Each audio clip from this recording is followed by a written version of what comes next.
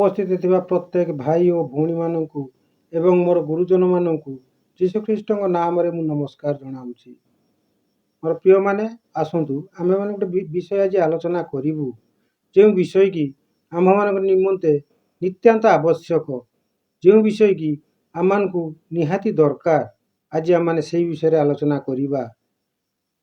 ଆମେ ଉପାସନା କରୁଛୁ, ଗିର୍ଜା ଯାଉଛୁ, ପାରିବାରିକ ଉପାସନା କରୁଛୁ, ପୁଣି ବ୍ୟକ୍ତିଗତ ଭାବରେ ଆମମାନେ ପ୍ରଭୁଙ୍କୁ ଉପାସନା କରୁଛୁ।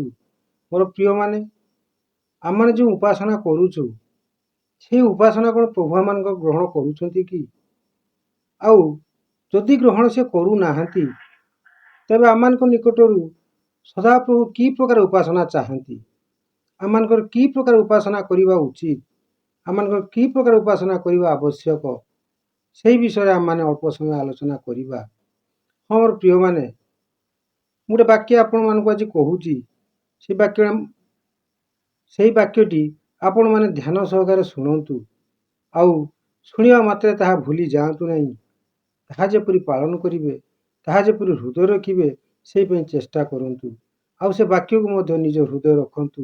ଆଉ ବାକ୍ୟ ଦ୍ୱାରା ଆପଣମାନେ ଯେପରି କାର୍ଯ୍ୟ କରିବେ, ସେହି ପ୍ରକାର ଚେଷ୍ଟା କରନ୍ତୁ। ହଁ ମୋର ପ୍ରିୟମାନେ, ସେହି ବାକ୍ୟଟି ଏହି ପ୍ରକାରେ ଯୋହନ ଲିଖିତ ସୁସମାଚାର ତାର 4 ଅଧ୍ୟାୟ 24 ପଦରେ ସେଠାରେ ଏହି ପ୍ରକାର ଲେଖାଯାଏ, ଈଶ୍ୱର ଆତ୍ମା ଅଟନ୍ତି, ପୁଣି ଯେଉଁମାନେ ତାହାଙ୍କର ଉପାସନା କରନ୍ତି ସତ୍ୟରେ ପୁଣି ଆତ୍ମାରେ ତାଙ୍କର ଉପାସନା କରିବା ଉଚିତ ବୋଲି ସେଠାରେ ମୋ ପ୍ରିୟମାନେ ଲେଖାଯାଏ। ମୁଁ ଆପଣମାନଙ୍କୁ ଗୋଟେ ଉଦାହରଣ ଦେଉଛି। ଆପଣମାନଙ୍କୁ ହୁଏତ ଏହି ବାକ୍ୟ ବୁଝିବା ପାଇଁ ସହଜ ହେଇପାରେ। ସେ ଉଦାହରଣଟି ଏହିପରି, ଟ୍ରେନ ପାଇଁ ଟ୍ରେନ ରାସ୍ତା ଅଲଗା, ବସ୍ ପାଇଁ ବସ୍ ରାସ୍ତା ଅଲଗା। ଟ୍ରେନ ତା ରାସ୍ତାରେ ଯିବ, ଆଉ ସେ ଯଦି ତା ରାସ୍ତାରେ ଯାଏ, ତାର ଠିକଣା ସ୍ଥାନରେ ସେ ପହଞ୍ଚିବା ପାଇଁ ପାରିବ। ଆଉ ବସ୍ ଯଦି ବସ୍ ରାସ୍ତାରେ ଯାଏ, ତେବେ ତାହାର ଠିକଣା ରାସ୍ତାରେ ସେ ପହଞ୍ଚିବା ପାଇଁ ପାରିବ। ମୋର ପ୍ରିୟମାନେ, ଥରେ ଚିନ୍ତା କରନ୍ତୁ, ଯଦି ଆମେ ଟ୍ରେନକୁ ଆଣି ବସ୍ ରାସ୍ତାରେ ଚଲେଇବା ପାଇଁ ଚେଷ୍ଟା କରିବା ବା ଚଲେଇବା, ଆଉ ବସ୍କୁ ଯଦି ଆମେ ଟ୍ରେନ ରାସ୍ତାରେ ଚଲେଇବା, କେବେ ଏହା ଆମମାନଙ୍କ ନିମନ୍ତେ ସମ୍ଭବ କି? ନୁହେଁ ନା। କାରଣ ଯିଏ ଯେଉଁ ରାସ୍ତାରେ ଯିବା କଥା ସେ ସେହି ରାସ୍ତାରେ ଯିବ, ଆଉ ତାର ଠିକଣା ସ୍ଥାନରେ ସିଏ ପହଞ୍ଚିବ। ଯଦି ଆମମାନେ ବସ୍କୁ ନେଇ ଟ୍ରେନ ରାସ୍ତାରେ ଚଲେଇବା, ଆଉ ଟ୍ରେନକୁ ଆଣି ଯଦି ଆମମାନେ ବସ୍ ରାସ୍ତାରେ ଚଲେଇବା, ତେବେ କେବେ ଏହା ସମ୍ଭବ ନୁହେଁ ଯେ ସିଏ ତାଙ୍କର ଠିକଣା ସ୍ଥାନରେ ପହଞ୍ଚିବେ ବା ତାଙ୍କର ଗନ୍ତବ୍ୟସ୍ଥଳରେ ସିଏ ପହଞ୍ଚିବେ। ମୋର ପ୍ରିୟମାନେ, ମୋର ଭାଇ ଭଉଣୀମାନେ, ମୋର ଗୁରୁଜନମାନେ, ଠିକ୍ ସେହି ପ୍ରକାରେ ଆଜି ଆମମାନଙ୍କୁ ବାକ୍ୟ କୁହନ୍ତି, ଈଶ୍ୱର ଆତ୍ମା ଅଟନ୍ତି। ଆମମାନଙ୍କର ଈଶ୍ୱର କୌଣସି ପ୍ରତିମା ନୁହନ୍ତି, କୌଣସି ଶାରୀରିକ ନୁହନ୍ତି, କୌଣସି ବସ୍ତୁ ମଧ୍ୟ ନୁହନ୍ତି, କେବଳ ସିଏ ଆତ୍ମା ଅଟନ୍ତି। ଆପଣମାନେ ଚିନ୍ତା କରନ୍ତୁ, ଯେହେତୁ ଆମମାନଙ୍କର ଈଶ୍ୱର ଆତ୍ମା ଅଟନ୍ତି, ତାଙ୍କର ଆମମାନେ କିପରି ଭାବରେ ଉପାସନା କରିବା ଉଚିତ, ସେ ସେହି କଥା ଆମମାନଙ୍କୁ କୁହନ୍ତି। ଯେଉଁମାନେ ତାହାଙ୍କର ଉପାସନା କରନ୍ତି ଆତ୍ମାରେ ଓ ସତ୍ୟରେ, ସେମାନଙ୍କର ଉପାସନା କରିବା ଉଚିତ ବୋଲି ଆମମାନଙ୍କୁ ଆଜି କୁହନ୍ତି। ମୁଁ ଯେଉଁ ଉଦାହରଣ ଆପଣମାନଙ୍କୁ ଦେଲି, ଯଦି ଟ୍ରେନ ରାସ୍ତାରେ ଯାଏ, ତେବେ ସିଏ ଯାଇ ତାର ଠିକଣା ସ୍ଥାନରେ ପହଞ୍ଚିବା ପାଇଁ ପାରିବ। ଆଉ ବସ୍ ଯଦି ବସ୍ ରାସ୍ତାରେ ଯାଏ, ସିଏ ମଧ୍ୟ ତାର ଠିକଣା ସ୍ଥାନରେ ପହଞ୍ଚିବା ପାଇଁ ପାରିବ। ଆମମାନଙ୍କ ବାକ୍ୟ ଆଜି ଠିକ୍ ସେହି ପ୍ରକାର ଆମମାନଙ୍କୁ ଆଜି କୁହନ୍ତି।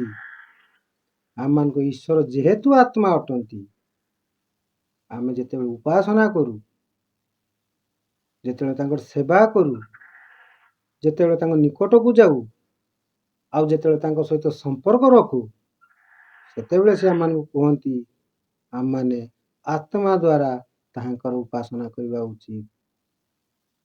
ହଁ ମୋର ପ୍ରିୟମାନେ, ଟ୍ରେନ ରାସ୍ତାରେ ଗଲେ ତାର ଠିକଣା ସ୍ଥାନରେ ପହଞ୍ଚିବ, ବସ୍ ରାସ୍ତାରେ ଗଲେ ତାର ଠିକଣା ସ୍ଥାନରେ ପହଞ୍ଚିବ। ଆମର ଠିକ୍ ସେହି ପ୍ରକାରେ ଯଦି ଆମ ଉପାସନା ଆତ୍ମିକ ଭାବରେ ହୁଏ। ଆତ୍ମାରେ ଯଦି ଆମେ ପ୍ରଭୁଙ୍କର ସେବା କରୁ, ଆତ୍ମିକ ଭାବରେ ଯଦି ଆମେ ତାଙ୍କୁ ଖୋଜୁ, ତେବେ ନିଶ୍ଚିତ ରୂପରେ ଆମମାନଙ୍କର ଏଇ ଉପାସନା, ଆମମାନଙ୍କର ଏଇ ସେବା, ଆମମାନଙ୍କର ଏଇ ଖୋଜିବା ତାଙ୍କ ନିକଟରେ ନିଶ୍ଚିତ ଭାବରେ ପହଞ୍ଚିବ। କାରଣ ବସ୍ ରାସ୍ତାରେ ଯିବ, ଟ୍ରେନ୍ ରାସ୍ତାରେ ଯିବ। ଯଦି ଆମ ସଦାପ୍ରଭୁ ଆତ୍ମା ଅଟନ୍ତି, ତେବେ ସେ ଆତ୍ମିକ ଭାବରେ ଆମମାନଙ୍କୁ ଗ୍ରହଣ କରିବେ। ଯଦି ଆମେ ଟ୍ରେନ୍କୁ ବସ୍ ରାସ୍ତାରେ ଚଲେଇବା, ଯଦି ଆମମାନେ ଶାରୀରିକ ଭାବରେ କେବଳ ମୁଖ ଦ୍ୱାରା ଆଉ ଧାରାବାହିକ ଭାବରେ ଯଦି ଆମମାନେ ତାଙ୍କର ଉପାସନା କରୁଥାଉ, ମୋତେ କୁହନ୍ତୁ ଟ୍ରେନ୍ ବସ୍ ରାସ୍ତାରେ ଯାଇ କ'ଣ ତାର ଠିକଣା ସ୍ଥାନରେ ପହଞ୍ଚି ପାରିବ କି? କେବେ ବି ନୁହେଁ। ଆମେ ଯଦି ଶାରୀରିକ ଭାବରେ ଧାରାବାହିକ ଭାବରେ କେବଳ ମୁଖ ଦ୍ୱାରା ତାହାଙ୍କର ଉପାସନା କରୁଥାଉ, ହୁଏତ ଏ ଉପାସନା ଆମମାନଙ୍କର କେବେ ବି ତାଙ୍କ ନିକଟରେ ପହଞ୍ଚି ପାରିବ ବୋଲି ମୁଁ ଆଶା କରେ ନାହିଁ। ଆମେ ପ୍ରତ୍ୟେକ ଗିର୍ଜା ଯାଉଛୁ, ପାରିବାରିକ ଉପାସନା କରୁଛୁ, ବ୍ୟକ୍ତିଗତ ଉପାସନା କରୁଛୁ, କି ପ୍ରକାର କରୁଛୁ ଥରେ ଭାବନ୍ତୁ, ଥରେ ଚିନ୍ତା କରନ୍ତୁ। ଯଦି ସତ୍ୟରେ ଆମେ ଈଶ୍ୱରଙ୍କୁ ପାଇବା ପାଇଁ ଚାହୁଁ, ଯଦି ତାଙ୍କ ସହିତ ସମ୍ପର୍କ ରଖିବା ପାଇଁ ଚାହୁଁ, ତାଙ୍କ ସହିତ ଆମେ ବନ୍ଧୁତା କରିବା ପାଇଁ ଚାହୁଁ, ତେବେ ସେମାନଙ୍କୁ ଯେଉଁ ପ୍ରକାର କୁହନ୍ତି ଆମେମାନେ ସେଇ ପ୍ରକାରେ ଚାଲିବା ଉଚିତ। ଯଦି ଆମମାନେ ଉଲ୍ଟା ପଥରେ ଚାଲୁ, ଯେଉଁ ପଥ ଆମକୁ ସେ ଦେଖେଇଛନ୍ତି, ଯେଉଁ ବାଟ ଦେଇ ଯିବା ପାଇଁ ଆମମାନଙ୍କୁ କହିଛନ୍ତି, ଯଦି ଆମମାନେ ଉଲ୍ଟା ପଥରେ ଯାଉ, ସେଇ ସ୍ଥାନରେ ପହଞ୍ଚିବା କ'ଣ ଆମମାନଙ୍କ ପାଇଁ ସମ୍ଭବ କି? କେବେ ବି ନୁହେଁ ମୋର ପ୍ରିୟମାନେ। ଆମମାନଙ୍କୁ ପ୍ରଭୁ ଯେଉଁ ରାସ୍ତା ଦେଖେଇଛନ୍ତି, ଯେଉଁ ବାଟ ଦେଇ ଯିବା ପାଇଁ କହିଛନ୍ତି, ଆମମାନେ ସେଇ ବାଟ ଦେଇ ଯିବା, ତେବେ ଯାଇ ଆମମାନେ ପ୍ରଭୁଙ୍କ ସହିତ ସମ୍ପର୍କ ରଖିପାରିବା। ଆଉ ଆମମାନଙ୍କ ପ୍ରତ୍ୟେକଟି ବିଷୟ ତାଙ୍କ ନିକଟରେ ପହଞ୍ଚିବା ପାଇଁ ପାରିବ। ବାଇବେଲ ଆମମାନଙ୍କୁ କୁହନ୍ତି, ଲୋକ ଦେଖାଇବା ପାଇଁ ଧର୍ମ କର୍ମ କର ନାହିଁ। ଆମେ ଯଦି ଲୋକ ଦେଖାଇବା ପାଇଁ କୌଣସି ଧର୍ମ କର୍ମ କରୁଥାଉ, ପ୍ରଭୁଙ୍କର ସେବା କରୁଥାଉ, ତାଙ୍କର ଆରାଧନା କରୁଥାଉ, ତାଙ୍କର ଉପାସନା କରୁଥାଉ, ତେବେ ଆମମାନଙ୍କ ନିମନ୍ତେ ପୁରସ୍କାର ନାହିଁ ବୋଲି ବାଇବେଲରେ ଲେଖାଯାଏ। ଆମମାନଙ୍କୁ ଲୋକ ଦେଖାଣିଆ ନ ହଉ, ଲୋକମାନେ ଆମମାନଙ୍କୁ ପ୍ରଶଂସା ନ କରନ୍ତୁ, ଲୋକମାନେ ଆମମାନଙ୍କୁ ବଡ଼ ଆସନ ନ ବସାନ୍ତୁ, କୌଣସି ଆପତ୍ତି ନାହିଁ ମୋର ପ୍ରିୟମାନେ। ଆମମାନେ ଏ ଜଗତରେ କୌଣସି କୌଣସି ପ୍ରକାରେ ଆମମାନେ ବଡ଼ ଆସନ ବସିବା ପାଇଁ ଆମମାନେ ଚାହୁଁନାହୁଁ। କୌଣସି ପ୍ରକାର ଅନ୍ୟ ଜଣଙ୍କ ପାଖରୁ ଆମମାନେ ପ୍ରଶଂସା ଶୁଣିବା ପାଇଁ ଚାହୁଁନାହୁଁ। ଆମମାନଙ୍କୁ ପ୍ରଶଂସା କରୁନାହାନ୍ତି, ଠିକ୍ ଅଛି। ଆଉ ଯଦି ବି ଆମମାନଙ୍କୁ ପ୍ରଶଂସା ସେ କରୁଛନ୍ତି, ଏଇ ଜଗତରେ ଲୋକମାନେ କେତେ କାଳ ପର୍ଯ୍ୟନ୍ତ କରିବେ? ଯେତେ ପର୍ଯ୍ୟନ୍ତ ଆମମାନେ ଏଇ ଜଗତରେ ବଞ୍ଚିଥିବା, ସେତେ ପର୍ଯ୍ୟନ୍ତ ଆମମାନଙ୍କ ପ୍ରଶଂସା କରିବେ, ଆମମାନଙ୍କର ଗୁଣ ଗାଇବେ, ଆମମାନଙ୍କ ନାମରେ ବାହା କରିବେ। ଅଳ୍ପ ସମୟ ପାଇଁ ଯେତେ ପର୍ଯ୍ୟନ୍ତ ଆମେ ଜଗତରେ ବଞ୍ଚିଛୁ, ଥରେ ଚିନ୍ତା କରନ୍ତୁ, ଯେଉଁ ପୁରସ୍କାର ଆମମାନଙ୍କ ନିମନ୍ତେ ଅଛି, ଯାହା ଆମମାନେ ପାଇବା ପାଇଁ ହକଦାର, ଆଉ ପ୍ରଭୁ ଯେଉଁ ପୁରସ୍କାର ଆମମାନଙ୍କୁ ଦେବା ପାଇଁ ଚାହାନ୍ତି, ତାହା କ୍ଷଣସ୍ଥାୟୀ ନୁହେଁ, ତାହା ଚିରକାଳ ସ୍ଥାୟୀ ପାଇଁ,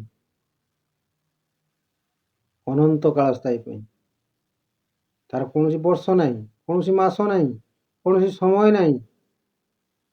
ସେଠାରେ ଆମମାନେ ପୁରସ୍କାର ଅନନ୍ତ ଜୀବନ ପାଇଁ, ଅନନ୍ତ କାଳ ପାଇଁ ଆମମାନେ ପାଇବା। ତେଣୁ ଆମମାନେ ଯଦି ସେଇ ପୁରସ୍କାର ପାଇଁ ଇଚ୍ଛା କରୁଥାଉ, ସେଇ ପୁରସ୍କାର ପାଇଁ ଯଦି ଆମମାନେ ପ୍ରଭୁଙ୍କର ସେବା କରୁଥାଉ, ସେଇ ପୁରସ୍କାର ପାଇଁ ଯଦି ଆମମାନେ ପ୍ରଭୁଙ୍କର ଉପାସନା କରୁଥାଉ, ଆଉ ସେଇ ପୁରସ୍କାର ପାଇଁ ଯଦି ଆମମାନେ ଜୀବନ କାଟୁଥାଉ, ତେବେ ମୋର ପ୍ରିୟମାନେ, ଆମେ ନିଶ୍ଚିତ ଭାବରେ ସେ ପୁରସ୍କାର ପାଇବାର ଅଧିକାରୀ ଆମମାନେ ହେଇପାରିବା।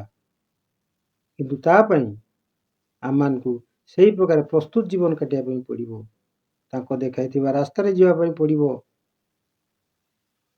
ଯେଉଁ ଆତ୍ମିକ ଜିନିଷ ଆମମାନଙ୍କୁ ସେ ଦେଇଛନ୍ତି, ଯେଉଁ ଆମମାନଙ୍କୁ ଆତ୍ମିକ ଭାବରେ ତାଙ୍କୁ ଡାକିବା ପାଇଁ, ତାଙ୍କର ସେବା କରିବା ପାଇଁ, ତାଙ୍କର ଉପାସନା କରିବା ପାଇଁ ସେ କହୁଛନ୍ତି, ଆମମାନେ ସେହି ପ୍ରକାର କଲେ ଆମମାନେ ନିଶ୍ଚିତ ଭାବରେ ଆଉ ପୁରସ୍କାର ଭୋଗଦାରୀ ହେଇପାରିବା। ତେଣୁ ମୋର ପ୍ରିୟମାନେ ଆସନ୍ତୁ ଏହି ବାକ୍ୟ ଦ୍ୱାରା ମାନେ ସମସ୍ତେ ପ୍ରସ୍ତୁତ ହେବା, ବାକ୍ୟକୁ ଶ୍ରୋତା ମାତ୍ର ହେବା ନାହିଁ। ଆଜି ମୁଁ ଆପଣମାନଙ୍କୁ କହୁଛି, ଆପଣମାନେ ଶୁଣୁଛନ୍ତି, ହୁଏତ ମୋ ଭିଡ଼ିଓ ଆପଣ ବନ୍ଦ କରିଦେବେ, କିନ୍ତୁ ମୁଁ ଯାହା କହିଛି ତାହା ମନେ ରଖନ୍ତୁ, ହୃଦୟରେ ରଖନ୍ତୁ। ଏ ଜଗତ ବିଷୟରେ ଆମମାନେ ଲାଳସ ହେବା ଆବଶ୍ୟକ ନାହିଁ। ଜଗତ ବିଷୟରେ ଆମମାନେ ଲୋଭନୀୟ ହେବା ଆବଶ୍ୟକ ନାହିଁ, କାରଣ ଏହା ଆମମାନଙ୍କ ନିମନ୍ତେ କ୍ଷଣସ୍ଥାୟୀ। ଆମମାନେ ଯେବେ ଚିରକାଳ ସ୍ଥାୟୀ ପର୍ଯ୍ୟନ୍ତ ଅନନ୍ତ ଜୀବନ ପାଇବା, ଚିରକାଳ ସ୍ଥାୟୀ ପର୍ଯ୍ୟନ୍ତ ଆମମାନେ ଯେବେ ସେହି ପୁରସ୍କାର ପାଇବା, ଆନନ୍ଦ ପାଇବା, ଉଲ୍ଲାସ ପାଇବା, ସେଇ ପାଇଁ ଚେଷ୍ଟା କରନ୍ତୁ ଆଉ ନିଜ ନିଜକୁ ମଧ୍ୟ ଯତ୍ନବାନ କରାନ୍ତୁ। ଆମର ପ୍ରିୟମାନେ, ମୋର କହିବାର ଉଦ୍ଦେଶ୍ୟ ଆମେ ପ୍ରତ୍ୟେକ ଯେପରି ପ୍ରଭୁଙ୍କ ନିକଟରେ ବାସ କରିବା, ସଦାପ୍ରଭୁଙ୍କ ଗୃହରେ ବାସ କରିବା, ସେଇ ପାଇଁ ଆମେ ନିଜ ନିଜକୁ ଆମମାନେ ପରିବର୍ତ୍ତନ କରେଇବା। ଜାଗତିକ ଭାବରେ ନୁହେଁ, ଧାରାବାହିକ ଭାବରେ ନୁହେଁ, ମୁଖ ଦ୍ୱାରା ନୁହେଁ, କେବଳ ଆତ୍ମିକ ଭାବରେ ତାଙ୍କର ଆମମାନେ ଉପାସନା କରିବା, ଆତ୍ମିକ ଭାବରେ ତାଙ୍କୁ ଆମମାନେ ଖୋଜିବା, ଆତ୍ମିକ ଭାବରେ ତାଙ୍କୁ ଆମମାନେ ସେବା କରିବା। ତେବେ ଯାଇ ପ୍ରଭୁ ଆମମାନଙ୍କ ପ୍ରତି ସନ୍ତୁଷ୍ଟ ହେବେ, ଆମମାନଙ୍କର ପ୍ରତ୍ୟେକଟି ବିଷୟକୁ ସେ ଗ୍ରହଣ କରିବେ। ଆଜିକାର ଯେଉଁ ବାକ୍ୟ ଆମମାନଙ୍କ ନିମନ୍ତେ ଥିଲା, ଆମମାନଙ୍କୁ ଆତ୍ମିକ ଭାବରେ ପ୍ରଭୁ ଆଜି ଆମମାନଙ୍କୁ ପ୍ରଦାନ କଲେ, ଆମ ମୁଖ ଦ୍ୱାରା କଥା କହିଲେ, ଶୁଣିବା ପାଇଁ ସାହାଯ୍ୟ କଲେ। ପୁଣି ଏହି ବାକ୍ୟ ଦ୍ୱାରା ଯେପରି ଆମମାନେ ଜୀବନ କାଟିବା, ସେଇଥିପାଇଁ ଆମେ ପ୍ରଭୁଙ୍କ ଠାରୁ ସାହାଯ୍ୟ ମାଗିବା। ଆସନ୍ତୁ ଅଳ୍ପ ସମୟ ପ୍ରାର୍ଥନା କରିବା। ସ୍ୱର୍ଗୀୟ ଦୟାଳୁ ବାପାକୁ ଏତେବେଳେ ତୁମ ପବିତ୍ର ମାନ ଧନ୍ୟବାଦ ଦେଉଛୁ ବାପା। ହଁ ବାପା, ଆମେ ମିଳିତ ଭାବରେ ଧନ୍ୟବାଦ ଦେଉଛୁ ଏ ଯେଉଁ ସୁନ୍ଦର ସମୟ ପାଇଁ। ବାପା, ଯେଉଁ ଅଳ୍ପ ସମୟ ତୁମରି ବାକ୍ୟ ଆଲୋଚନା କରିବା ପାଇଁ, ଶୁଣିବା ପାଇଁ ଆମମାନଙ୍କୁ ସୁଯୋଗ ଦେଲ, ସେଥିନିମନ୍ତେ ତୁମ ପବିତ୍ର ଧନ୍ୟବାଦ ଦେଉଛି ବାପା। ବାପା, ଏତେବେଳେ ପ୍ରାର୍ଥନା କରେ ଯେଉଁ ବାକ୍ୟ ଆଜି ଆମର ପ୍ରତ୍ୟେକ କର୍ଣ୍ଣରେ ବାଜିଲା, ବାପା ସେ ବାକ୍ୟ ଯେପରି ଆମମାନଙ୍କୁ ଶୈତାନ ହରଣ କରି ନ ନିଏ, ସେଥିପ୍ରତି ତୁମେ ଆମକୁ ଦୟା କର, ଆଶୀର୍ବାଦ କର। ବିଶେଷ ଭାବରେ এই ବାକ୍ୟ ଯେପରି ଆମେ ପ୍ରତ୍ୟେକ ହୃଦୟରେ ବାସ କରିବ ବାପା, ହେ ପବିତ୍ର ଆତ୍ମା, এই ବାକ୍ୟ ଯେପରି ଆମେ ପ୍ରତ୍ୟେକ ହୃଦୟରେ କାର୍ଯ୍ୟ କରିବ, সেই ପ୍ରକାର ତୁମେ ଦୟା କର, ଆଶୀର୍ବାଦ କର। ଶୈତାନ ପ୍ରତ୍ୟେକଟି ଚତୁରତାରୁ ଆମକୁ ଉଦ୍ଧାର କର, ରକ୍ଷା କର। ବାପା, ଆଜି ଆମେ ଯେତେ ଜଣ ଶୁଣିଲୁ, ଯେତେ ଜଣ ତୁମ ଉପସ୍ଥିତିକୁ ଆସିଲୁ ବାପା, ଆମେ ଶ୍ରୋତା ମାତ୍ର ନ ହୋଇ ଯେପରି ସେ ବାକ୍ୟ ପ୍ରତି କାର୍ଯ୍ୟକାରୀ କରିବା, ବାକ୍ୟକୁ ଧ୍ୟାନ ଦେବା ବାପା, ସେଇଭଳି ତୁମେ ସାହାଯ୍ୟ କର, ଦୟା କର। ଏତେବେଳେ ବାପା ଧନ୍ୟବାଦ ଦିଏ, ତୁମେ ମୋର ପୁଣି ପ୍ରଥମ ପ୍ରାର୍ଥନା ଶୁଣିଲ, ଉତ୍ତର ଦେଲ। এই সমস্ত ধন্যবাদ তোমার নামরে দেই। ছোট প্রার্থনা করা প্রভୁ ଯୀଶୁ ବାପାଙ୍କ ନାମରେ ମାଗିଲି, ଆମେନ୍। ମୋର ଭାଇ ଓ ଭଉଣୀ ଗୁରୁଜନ ମାନଙ୍କୁ ଆଉ ଥରେ ପ୍ରଣାମ ଜଣାଉଛି।